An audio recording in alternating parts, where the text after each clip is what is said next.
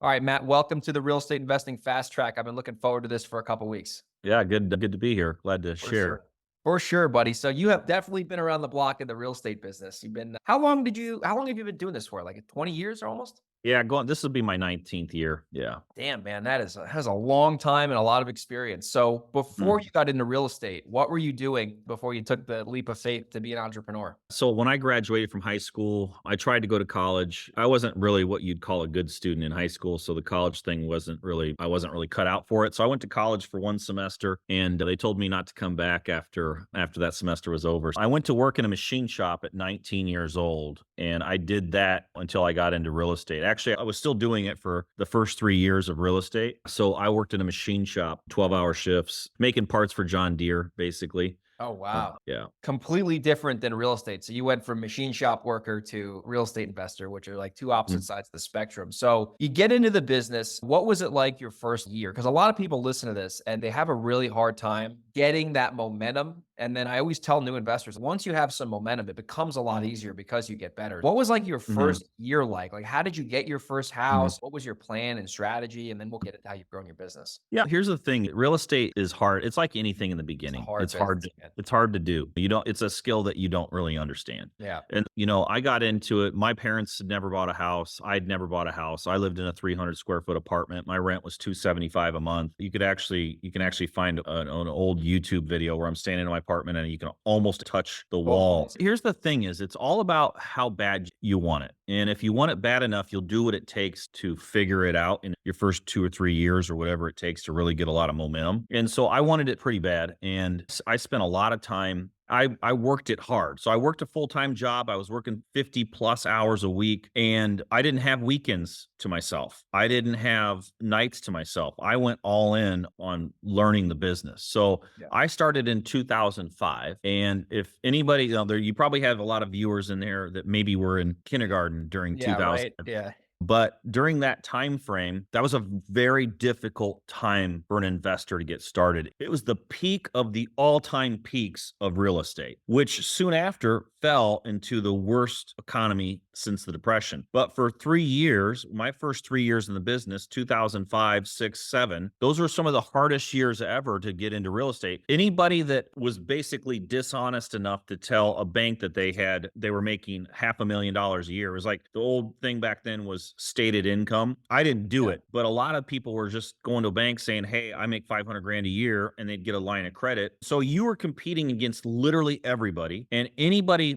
could go and get credit and then use a line of credit to buy a house for cash. And so the market just went nuts. I didn't do that. I didn't want to go to jail or get in trouble. So I just worked. And I remember at one point I was making an offer and I was working with a real estate agent at the time. And I told her to make my offer all cash. And she's like, "But Matt, you don't have all cash." And I'm like, "I don't care. I just want to try. I want to get a house." And so she came back to me after she made the offer all cash. Here's what the seller said: "They don't care if you have cash. Anybody can go to the bank and get the money." That's So true. that's competitiveness of the market back then. So my first deal was a 4-unit building that I found off market, and I actually found it an old school investor put a tiny little ad in the newspaper. Oh, man, look at that. I was scanning the newspapers like crazy, and a lot of people were ignoring that stuff. Even in '05, like, the newspaper was, like, on its way out, Yeah. and I found that building. I basically went to a guy. I said, "Hey, I don't have the money to put this together, but I think it's a pretty good deal." He ended up putting up the money. We owned it together, and then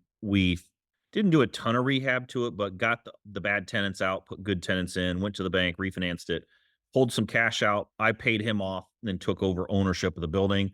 I still own that building now. Oh, shit. That's crazy. 19 yeah, my very first deal I still own. I don't know if I'll ever sell. We'll see, Like, um, but I that's did sentimental 12 value. deals.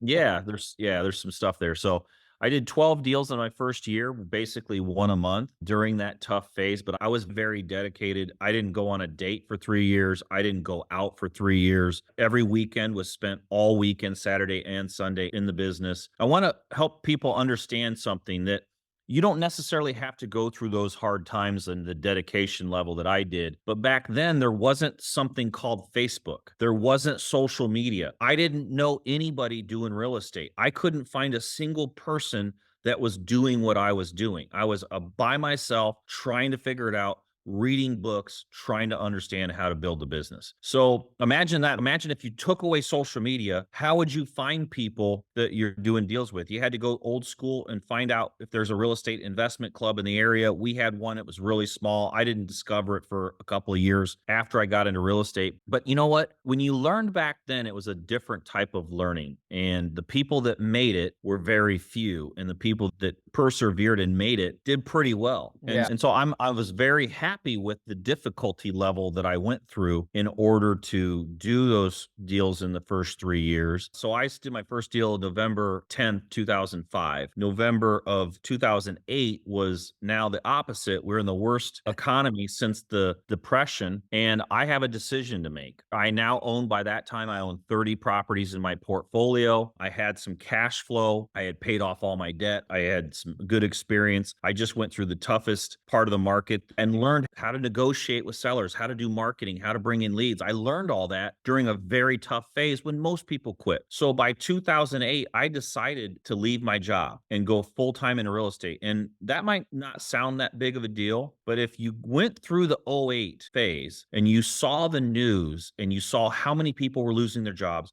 how many people are losing their homes. It was a scary time. Called my boss on November 7th, 2008, 3 years short of my 3-year anniversary to my first deal, and told my boss, like, hey, I'll put in my 2 weeks notice, but I prefer today be my last day. That was it. That was my last day. I then now have all my time to do real estate. Plus, I have the knowledge. I had about 20 grand in cash in the bank, which was the most money I'd ever have in my life. 30 properties in my portfolio, about 5,000 a month in cash flow. And between November of 2008 through 2013, I took my portfolio from 30 houses to 450 during that time frame. That is sick. That Mhm. is unbelievable. And you said the takeaways I'm getting from this is a lot of people, no matter when you start in real estate, like it's either a really good market, really bad market. You had the unique experience where you had a really hard market to start. And then as the market dropped, it was scary, but then the buying opportunities became better. The selling was Mhm. smarter, but it's all Mhm. balances out. But you got in at such a good time where you had to get those skills developed. And then that opportunity came for you and you turned the 30 into 400. You were in the Quad Cities. Yep. It's not a major market, but I'm sure back then when the market dropped, the Quad Cities, you probably say like you could probably pick any property you wanted. Once the Mhm. market dropped, it was just like kind of Yeah. the banks. Yeah, the Quad Cities during that time didn't experience as drastic of a Mhm. price cut as some of the coastal areas in Florida and Vegas Arizona. is, yeah. Yeah, so we still took a hit, which created an opportunity, and I took advantage of that opportunity while it was there, but it definitely dropped and then it rebounded over time. The thing about the Midwest is it's kind of like the little kitty roller coaster. Smaller ups and smaller downs, but there are ups and downs. You go on to some of the coastal areas and big boy roller coaster. So yeah, so I just basically took those skills and took my portfolio. I was in the process of building 450 properties in my portfolio. I was wholesaling a ton of houses at the Mhm. same time. So I was doing fix and flip, I was doing wholesaling, and then I was keeping a certain amount too. So for every 4 deals I would wholesale or flip, I would keep one for myself. And that's how I did thousands of deals within about a 5-year period, which has allowed me to build my portfolio to what it did. And I was making a ton of money too in a short amount of time. I'd made my first net million, paid taxes on million in 2013. So by that time, not only did I have 450 houses that I owned, I had 7 figures in income and 7 figures in cash in the bank too. So I was very bankable at this Yeah, I was point. gonna say you're like a banker's dream right there, bro. Yeah, but then I also became a target within a couple of years. I know you wanted to talk through what happened to me with my Yeah. property manager. So now here's the problem, Greg, is like a lot of us are really good at making money, and sometimes it's harder to keep a hold of Yeah, it yeah, I once you know how make that it. feels. And so what happened was in September 22nd of 2015, I get a Wasn't that call. long ago, dude. That really wasn't that Yeah. long ago. It was like 9 Yeah, years ago. 9 years. Yeah. Yeah, like 8 years, 8 and a half.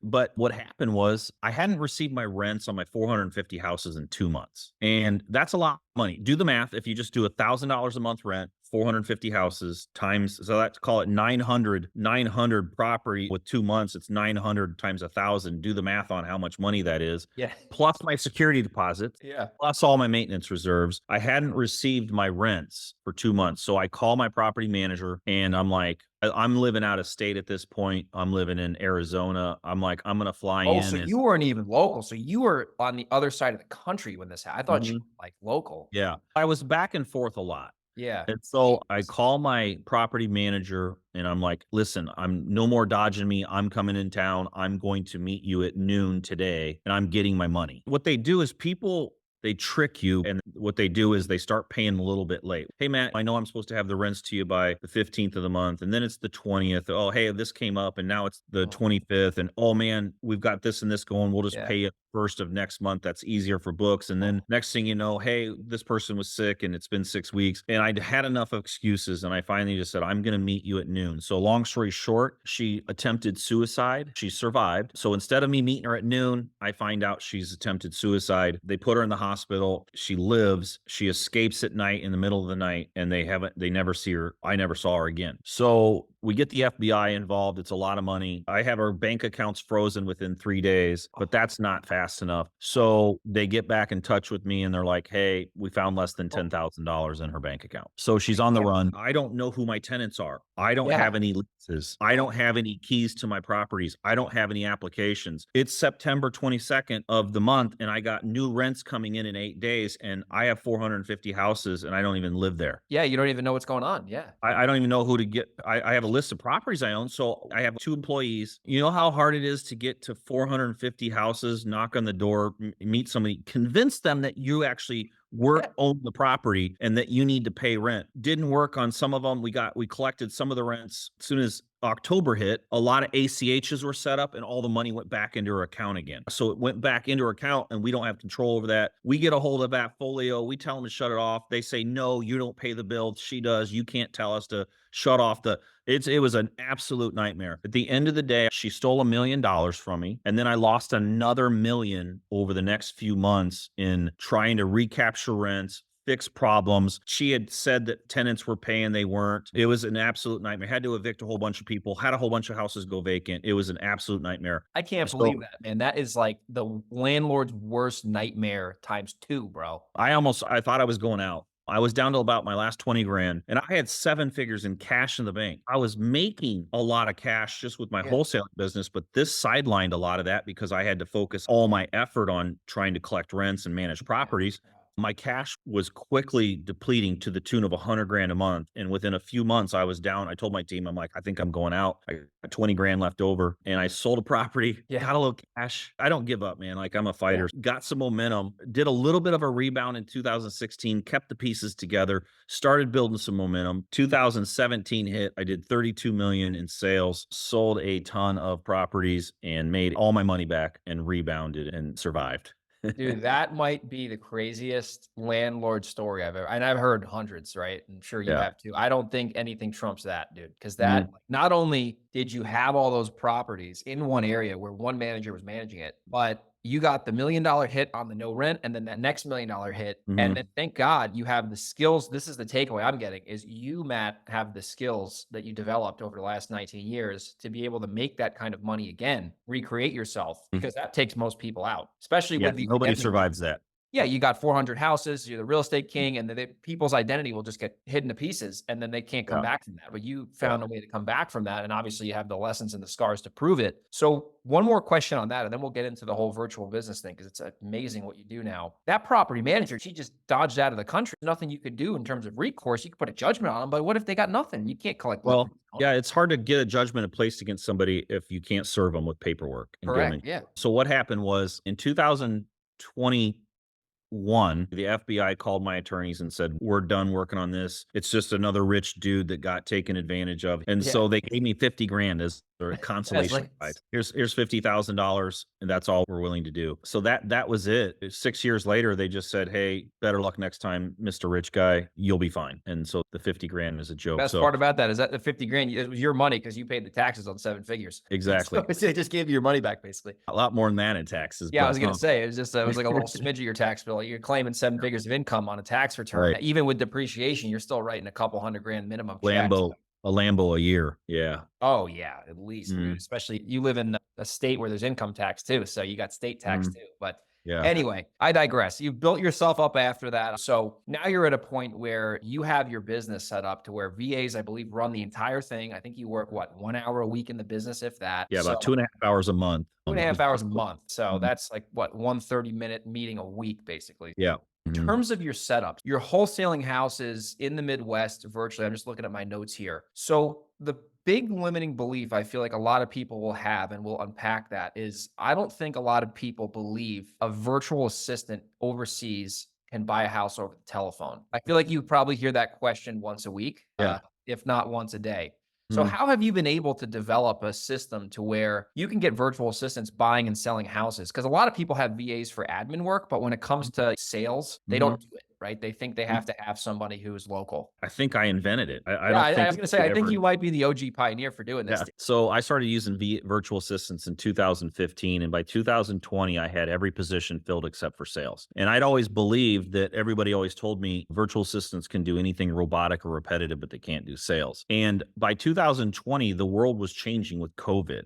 And I went to my team and I just said, "Hey, this is our calling card. This is the world telling us that we need to go virtual on the sales side too." So the first thing I did was I took my acquisitions guy that was an American guy. He probably helped me buy 15, 20 houses a month for 4 years Yeah. straight. Really talented guy. When we put him on the phone, though, he was really good in person, but on the phone, he couldn't close. So he went from like 15 to 20 houses a month by himself to 2 to 3. Wow. And I realized very quickly he wasn't going to make it. Went to my top person on my team and I just said, "We've got virtual assistants doing everything. We probably will fail. It probably won't work, but let's at least try to see if we can teach a VA how to close." I was fed up with American closers. We tried to hire another one after him. And American closers, a lot of times, what ends up happening is once you teach them the business, they either one, become your competition, they quit and become your competition. Yep. Two, you teach them the business, they get really good, and then they say, "Hey, now that I'm really good, I want more money." Or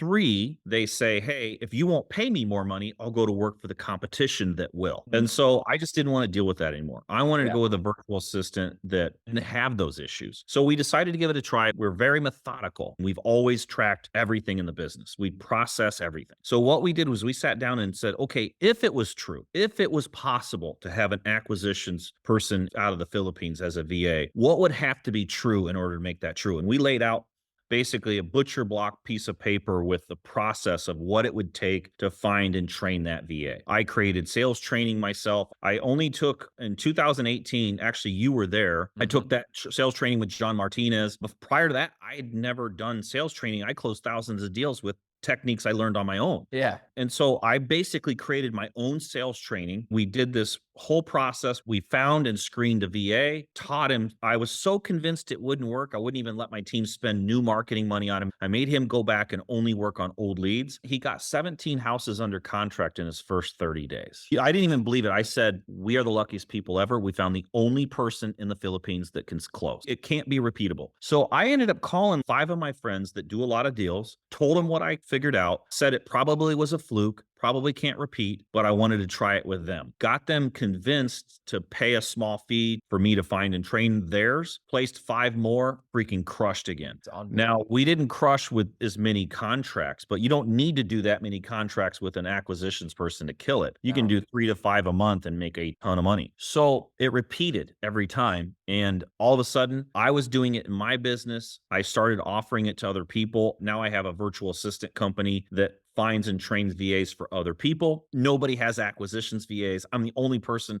Imagine having a product that nobody else has. My company, my virtual assistant company, went to $1 million in 90 days. And so we cracked the code. And to this day, we only use VAs. I have 7-figure wholesalers across the country that use my VAs as closers on their team. And now it's no big deal. We don't think it's a big deal. It's just normal. It's just, hey, you need help on the closing side. We got VAs that can do it. We have streamlined the screening and training process. The magic behind it, though, is we bring hundreds through per month and train them. And we only place 5.5%. So in other words, we spend all this money finding and training them, and we make the parameters so difficult to graduate.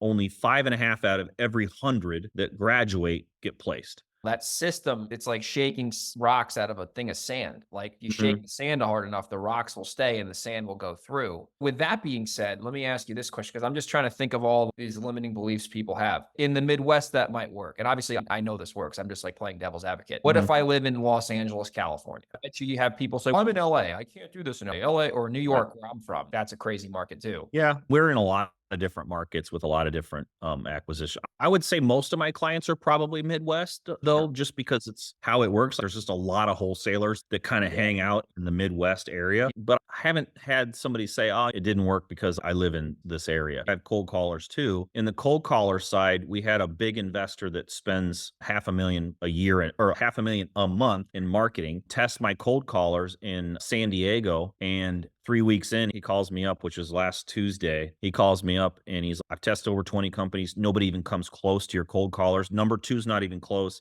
He told me, he's like, you're 5x too cheap on your price. And he goes, I've never had a cold call company start and me wholesale a deal that they found within 2 weeks of starting. That actually happened. I think I know who you're talking about, but we won't mention his name. Yeah, I won't mention it, I know the but guy. there's only so many people Yeah. that spend $500,000 a month. In San And Diego.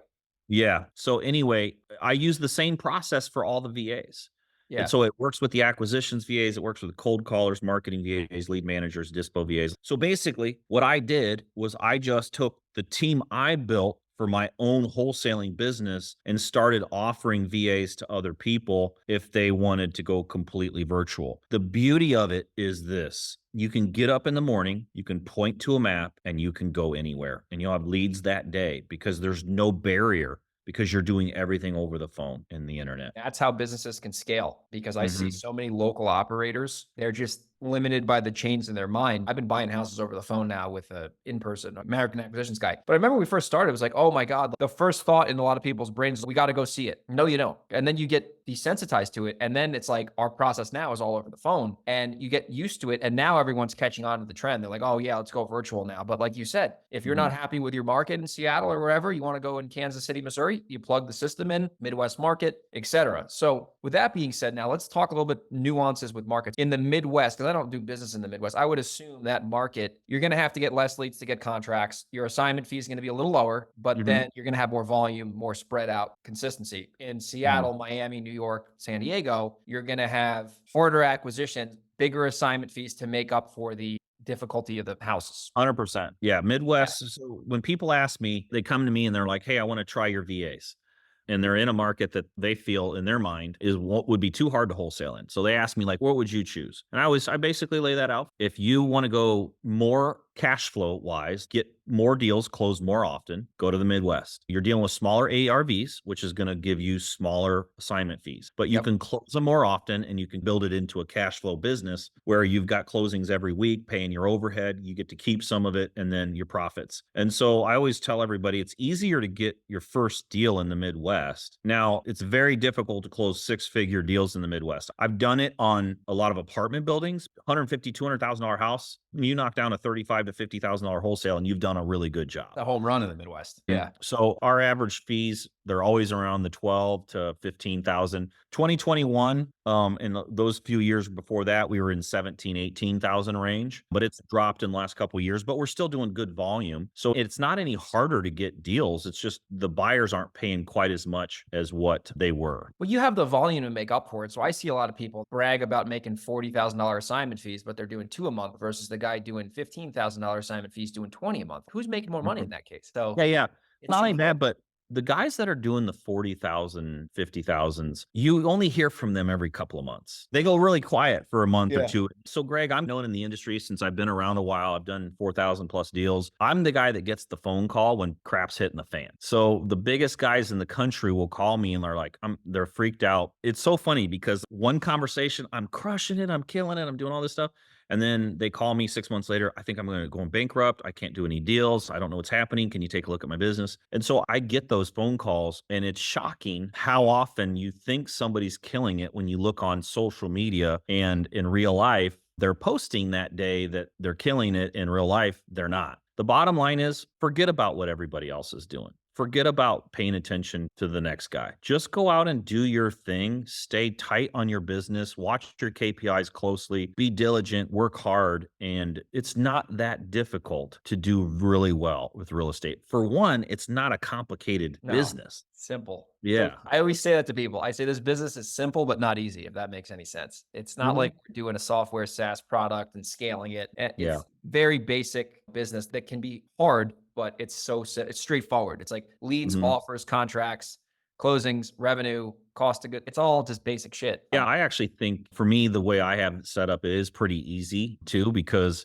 when I say I would do 2.5 hours a month, I don't decide what we offer on houses. I don't decide how much we market the house to sell it for. I don't talk to buyers. I don't talk to sellers. I don't talk to title companies.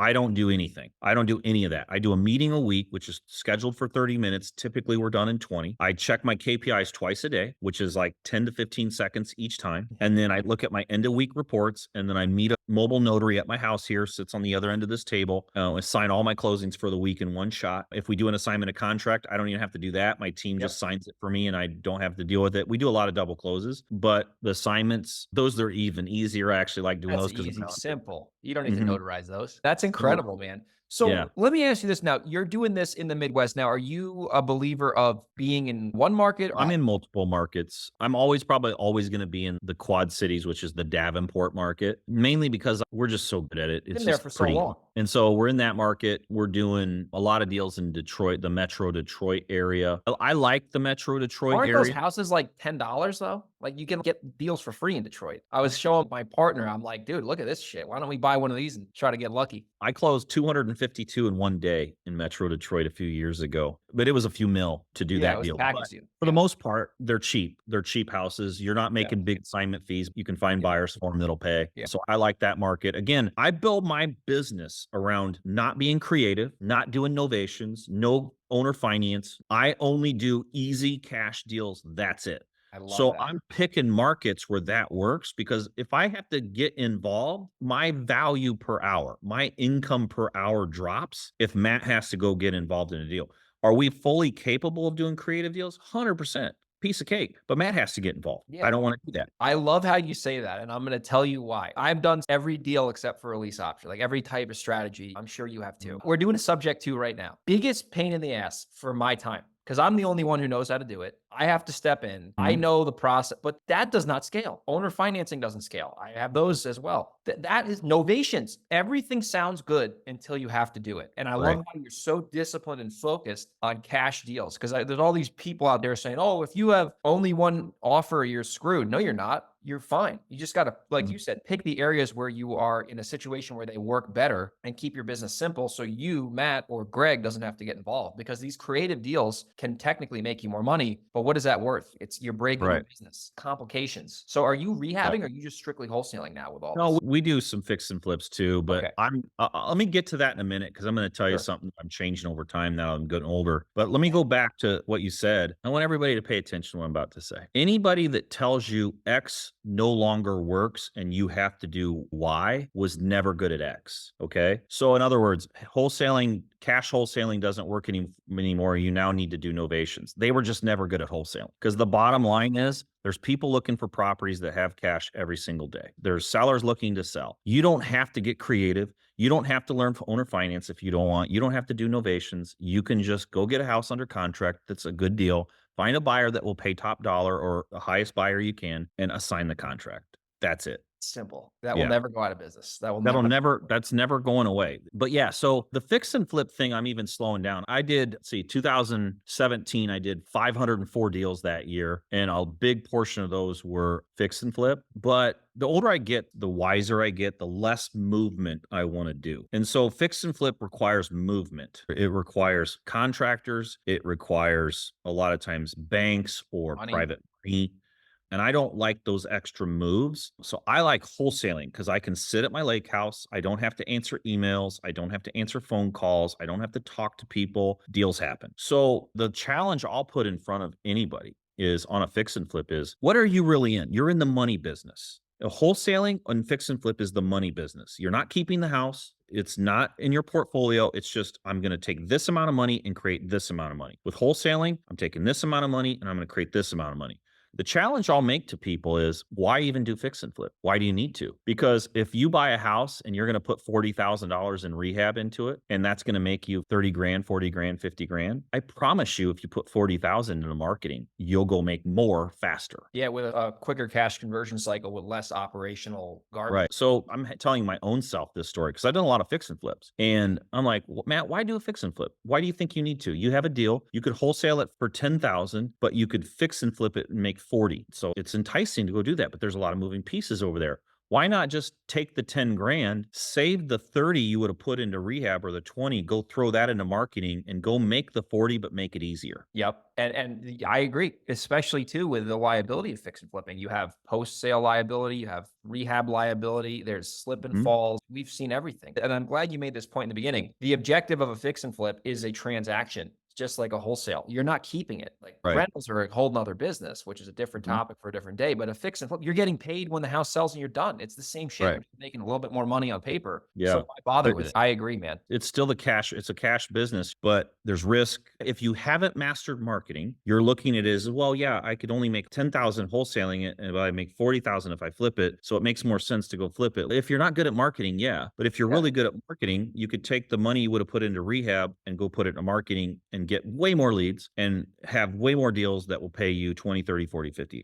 grand. 100%, man. I agree. And that's why I love selling to people who don't know how to market, because they have to rely on me and I can make more money wholesaling it to them because they're not going to go out and go find the house themselves. That's why they come Right. to me. So it's a Mhm. win-win for both parties when people don't know how to market and they're buyers. So Matt, we covered a lot of ground today, buddy. Last thing I'm going to talk about before we share how people can get in touch with you is when you had those rentals before everything went crazy with the property manager, you had 400 units. I hear two sides of the story. Some people love rentals. They say, I wish I bought more. Other people say, I hate rentals. They're not worth it. They don't make money. You've been there and done that, right? Is your honest opinion about owning a serious rental portfolio? Is it worth it or not? If you're owning a rental portfolio because you want cash flow, you're not going to get it. It's not going to cash flow. I bought a lot of properties in the lowest of the low, and I own some of those still to this day, and the cash flow's still not exciting all these years later. You might get paid today, you might get paid next month, but something will happen and it'll take away your cash flow. A move out doesn't lease fast enough, somebody beats up the house and you have to rehab it, an insurance claim, a storm hits, roofs Yep. go bad, whatever. Something's going to happen to that house and you're not getting your money. Okay. So if you're doing it for cash flow, don't do it. If you're doing it for tax reasons where you want the depreciation to help shelter some of your income, but you're not counting on the cash flow, then you might want to. Ultimately, is this: my wholesaling business creates more income with less effort than my portfolio of houses create. In other words, I still have 100 properties left over. Those 100 properties take more emails, more effort, more phone calls, more bad news, more everything than my wholesaling business that makes 100 times more money. Look at that.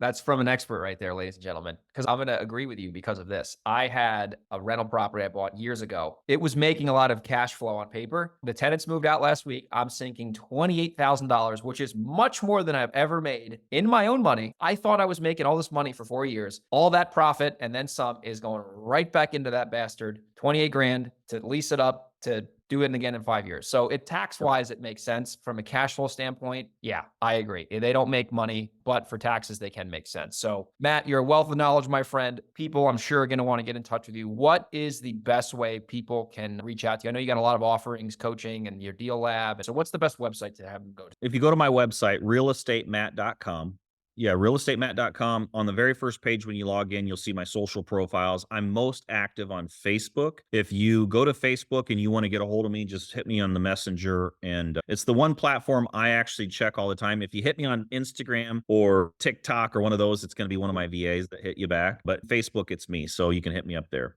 Realestatemat.com. We'll make sure we put that in there. And Matt, I appreciate you being a guest on the show. You shared a lot of value, and I'm sure people are going to be reaching out to you. Thank you.